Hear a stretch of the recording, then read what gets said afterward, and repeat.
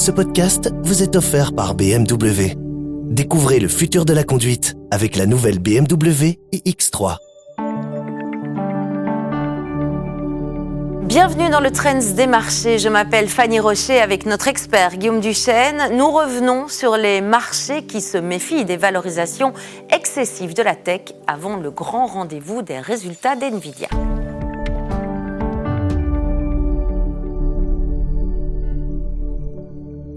Il est temps de nous pencher sur le trend des marchés. Les bourses européennes ont clôturé en nette baisse, toujours sur fond de crainte d'une bulle dans l'intelligence artificielle et d'une décélération plus marquée de l'économie, en particulier aux États-Unis. Sur Euronext Bruxelles, Montea a profité de spéculations de rachat, le géant Blackstone étant intéressé par la société immobilière selon des rumeurs de marché. Hors indice, le titre de la BNB s'est également illustré. À l'opposé, Umicore a lourdement chuté après l'annonce de la vente par GBL de la moitié de sa participation de 16% dans le groupe. Agfa Gewart a également flanché alors que les analystes de Kepler Chevreux ont réduit leur objectif de moitié à 0,40 €. Les marchés boursiers, on l'a entendu, sont plus nerveux depuis le début du mois de novembre, mais prennent-ils alors une respiration après un mois d'octobre exceptionnellement favorable?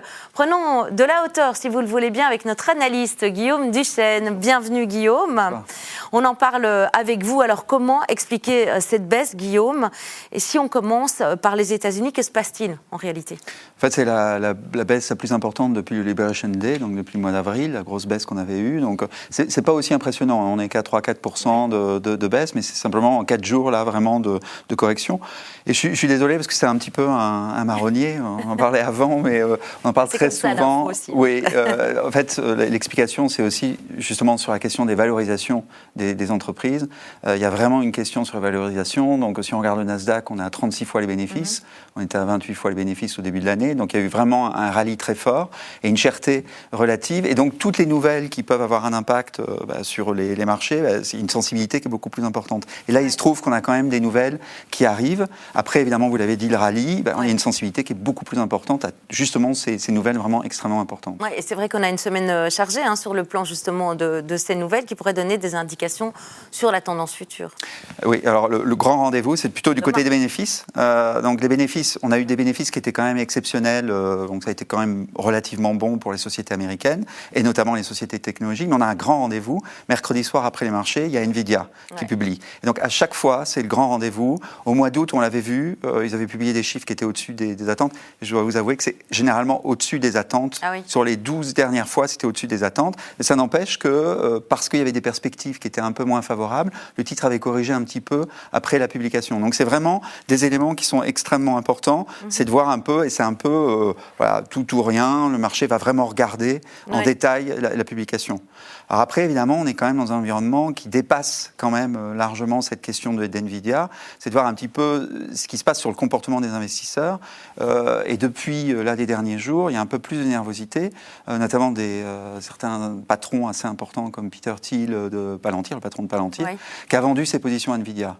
Donc, vous voyez, ça corrobore un peu cette idée que c'est relativement cher.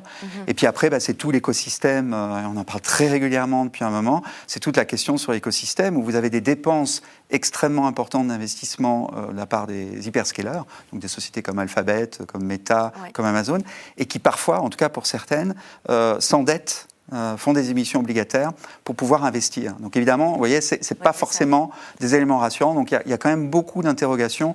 Au-delà de ça, vous pouvez aussi vous interroger sur la production d'énergie. Il y a besoin de beaucoup d'énergie. Et donc si on fait vraiment des prévisions dans le futur, il faut une production énergétique assez importante d'électricité. Et donc, est-ce que les croissances qui sont attendues de la part de l'IA, c'est plausible compte tenu des besoins électriques? Donc, il y a pas mal de questions autour de ça. En effet, on en a parlé d'ailleurs dans ce journal. Alors, il n'y a pas seulement une nervosité autour des bénéfices, il y a aussi des questions qui concernent l'évolution des taux d'intérêt avec la dernière réunion de l'année de la Réserve fédérale. Là, ce sera début décembre. Oui, c'est ça. Ouais. Et donc, en fait, pour les valorisations, il y a toujours la question des bénéfices, mais il y a la question question des taux aussi, évidemment, le driver, enfin l'élément vraiment important pour les marchés, c'est de voir un petit peu ce qui se passe sur le comportement des banques centrales. Ouais. Et donc, tout le monde attend des baisses de taux de la part de la Fed. Elle l'a fait le mois dernier. Elle devrait, a priori, continuer. Mais sur les dernières évolutions, les attentes étaient un peu moins importantes. Donc, tout le monde était convaincu qu'au mois de décembre, ça allait baisser. Et donc là, maintenant, on est un peu à 50-50, parce que finalement, la Fed, elle est vraiment dans un dilemme assez important. Il y a de l'inflation, ça c'est lié aux droits de douane quand même assez important. Oui. Et puis de l'autre côté, il y a une détérioration de l'emploi, et c'est de voir un petit peu comment elle gère ces deux éléments. Et pour l'instant, c'est un dilemme important. Donc ça, c'est quand même un point important sur les marchés, c'est de voir comment les taux peuvent évoluer. Oui, ces deux éléments donc perturbants, les dépenses dont vous ça. parliez, les taux d'intérêt à court terme. Alors ça implique quoi? Une rotation du coup vers les défensifs qu'on n'avait pas vu depuis un certain temps. C'est ça, en fait, on le voit très rarement, parce que les défensifs, c'est la consommation de base, vous voyez, c'est vraiment des distributeurs alimentaires, c'est la production alimentaire. Et en fait, là, sur les derniers jours, c'est plutôt ces valeurs-là qui ont tendance à bien se comporter, ou la santé. Donc, ils sont considérés comme défensifs. Mais depuis le début de l'année, il y avait un désintérêt total. Donc, il y a un phénomène de précaution. Un phénomène évidemment de prise de bénéfices, mais aussi de précaution. Donc c'est de voir un petit peu ce qui se passe à ce niveau-là. Au-delà de ça, c'est de voir un peu comment les choses vont évoluer pour les deux critères qu'on avait évoqués. Très bien. Alors ce que vous évoquez, Guillaume, ça concerne les marchés américains. Marché US. Pourquoi le reste du monde est également dans une humeur plutôt négative ce mois-ci? Parce que finalement, tous les indices sont quand même à la baisse dans le monde, en Europe, au Japon. Oui, en fait, la version au risque revient. C'est clair que l'Europe, on peut considérer que c'est quand même nettement moins cher. Donc, a priori, c'est moins sensible et moins composé de technologie. Donc, c'est moins sensible à ce qu'on a évoqué au début de l'interview. Maintenant, il y a quand même des éléments d'aversion au risque. Il y a aussi le critère des droits de douane qui revient. Oui. Donc, il y a beaucoup d'interrogations sur la négociation qui a été faite pendant l'été. Vous vous souvenez, les 15% qui ont été établis de droits de douane. Et les Américains envisagent de revoir un petit peu ce type de droits de douane à la hausse. Et puis après, pour le Japon, il y a également un peu de nervosité géopolitique avec des tensions entre le Japon et la Chine. Parfait. Merci pour cette analyse en profondeur avec vous, Guillaume Duchesne. Merci pour votre expertise. C'était le Trends des marchés. Merci de nous suivre.